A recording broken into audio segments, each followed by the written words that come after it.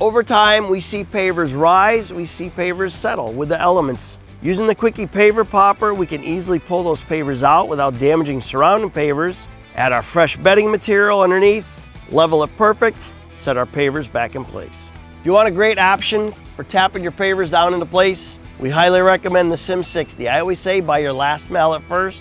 These are amazing mallets and you will love them. If pavers are cracked, it's time to swap them out. It's unsightly, unsafe. The process is basically the same. Pop the old one out, prep the base as needed, set the new paver back in.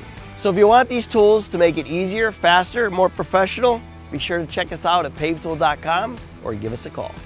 If you have any questions, make sure to drop them in the comments below and be sure to subscribe for more tips and tricks and videos just like this.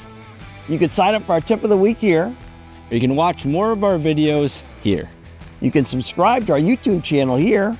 And make sure you shop our products at pavetool.com. If you're located in Canada, you can shop at pavetool.ca.